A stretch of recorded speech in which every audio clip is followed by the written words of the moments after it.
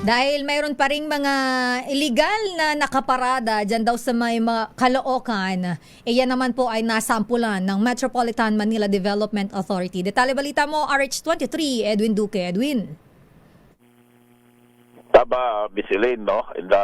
Nakasanayan na kasi ng ilang mga residente rito sa may Bacaba ng 7th Avenue na ginawang paradahan, lalo na yung mga namamalengke at yung mga residente na ilang beses na ito nga inoperate ng MMDA, pero mukhang nakalimutan na nila na ang Mabuhay Lane ay bahagi pa rin ng monitoring ng NCAP.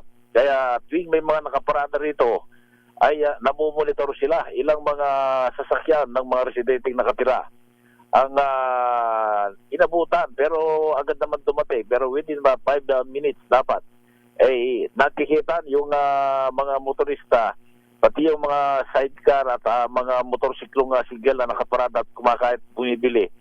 Nasa bulan din, kinwestiyon pa nila yung MMDA, bakit na agad silang kinikitan? Noon pa man, laging nag-ooperate nga, sabi nga, kapag walang sasakyan, walang driver, automatic yan ay hatakin. Pag may driver namang inabutan within 5 minutes, yan yung titikitan. Yung iba kumakampi pa yung ilang mga kaanak. Bakit daw kailangan tikitan? Nandiyan na walang pinaliwanag ng MMDA na ito yung batas para madisiplina yung mga kalsada na hindi dapat gawing paradahan, lalo na yung mga Mabuhay Lane. Nasa pulan din yung nasa EDSA, Thompson Road at iba naman sa may bahagi ng MacArthur Highway. Kaya kanina yung ilang pampaserong jeep ay medyo malinis. Yung MacArthur Highway, pag galing ka ng monumento, kanan to MacArthur to Bulacan, yan yung isang pinagdahilan ng mabigat na dali ng trapiko dahil nga yung mga pampaserong jeep, binigyan sila ng pagkakataon na maka-pick up. Ang nangyari, ginagawang terminal, yung southbound pakanan ng MacArthur to Bulacan. Kaya isa yan sa mga hinigpitan ng MMDA na kasi kapag na-traffic dyan, Eileen, at nag-stuck yung sasakyan pakanan, apektado yung sasakyan ng mula EDSA na paikot ng monumento papunta naman sa Rizal Avenue. Kaya tama lang yung dapat giningas ko na tuloy-tuloy yung operasyon para maginhawa naman yung dada ng monumento na pupunta sa iba't ibang bahagi ng Metro Manila. Kanina, pinag-usapan mo, speaking doon sa mga dapat tumawid. Dapat gamitin yung mga overpass. At alam mo bang itong 3 overpass dito sa kaban ng mula sa Ngandaan, sa Caloocan.